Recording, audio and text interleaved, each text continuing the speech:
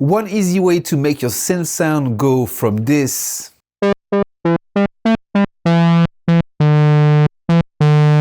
to this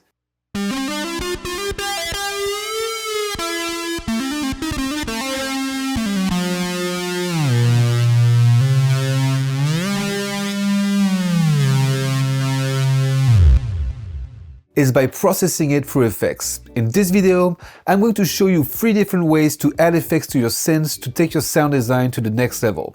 Let's check it out.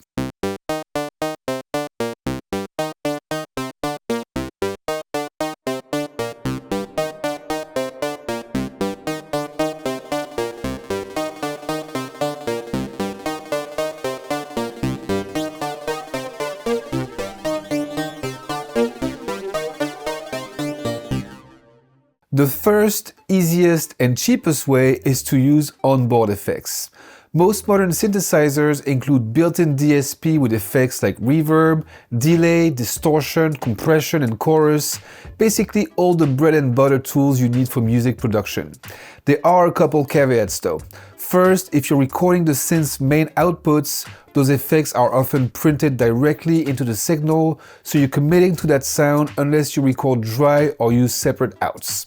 Second, many synths only offer a limited number of effect slots, often 2 to 4, so you might have to compromise on your chain. And while this is subjective, some built-in effects can sound a bit generic compared to dedicated processors.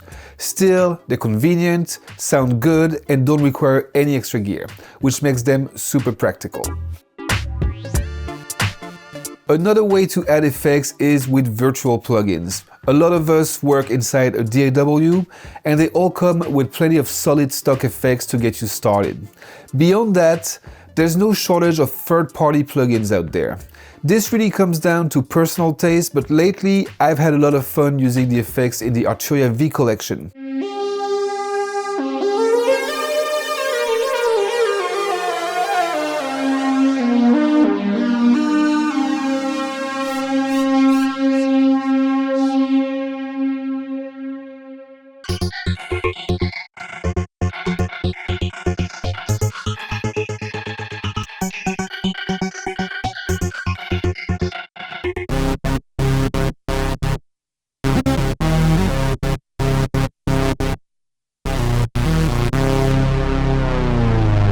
Plugins have a lot going for them. They're incredibly flexible, they're cheaper than most hardware, they offer instant recall, and they let you build complex chains or algorithmic effects that physical hardware can't easily achieve. The downside is that you'll need a computer and an audio interface, and heavy sessions can definitely tax your CPU. The final and maybe most fun way to add effects is with hardware processors like pedals or rack units. Hardware can get expensive and takes up space, but it's very hands-on, and often it feels like it has more character and it's more inspiring to use, honestly. So for example, in the next example, I'm going to use this chain here with a fuzz, chorus, delay, and reverb. I think this is a really great starter pack that can make your synth sound either super lush or really gritty.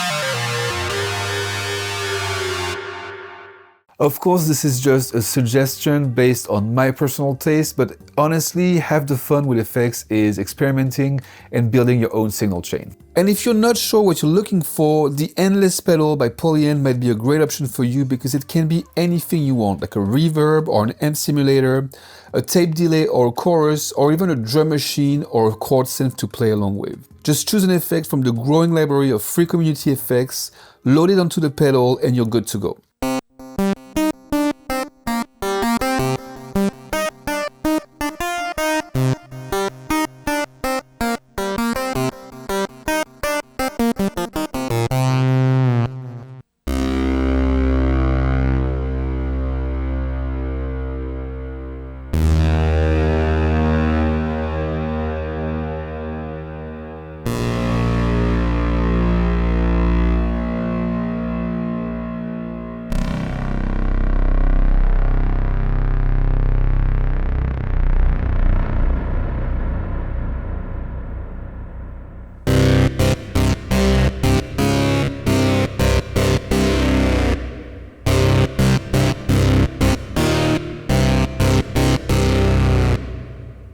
And with Endless, you can also create custom effects in Playground, an AI-powered web-based interface in which you can describe an effect, which Playground will then code and output as a downloadable file you can push to the pedal. Alright, one last bonus technique before we wrap up. You can give your synth a lot more character by reamping it. This works great especially with software synths. The idea is to record your clean synth performance in your DAW, send the recording out through one of your interface's output to a guitar amp, and re-record your initial sound but process through the amp speaker.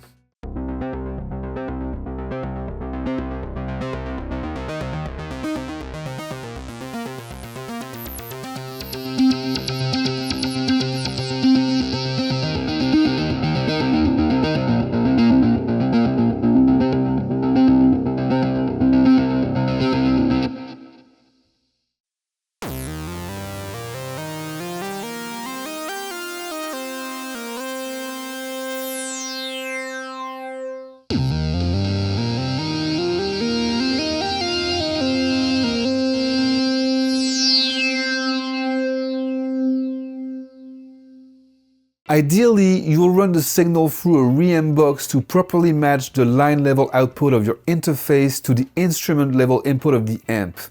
This lets the amp and speaker impart their own color saturation and natural compression onto the sound.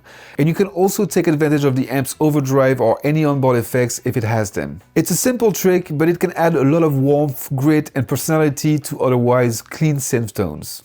That's it with this quick introduction on using effects with your synth.